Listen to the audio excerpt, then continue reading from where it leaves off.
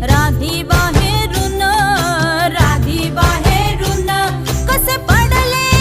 मुरत असे निश्चयेला वाणी हा म्हणता गेला रे राम पहार निघूनी आता पोथारा रे घर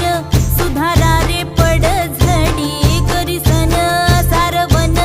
दारी उभारा रे गुढी गुढी पाडव्याचा सण आता उभारा रे गुढी नव्या वर्षाच दिन सोडा मनातली आढी गेलं साली गेली आढी आता पाडवा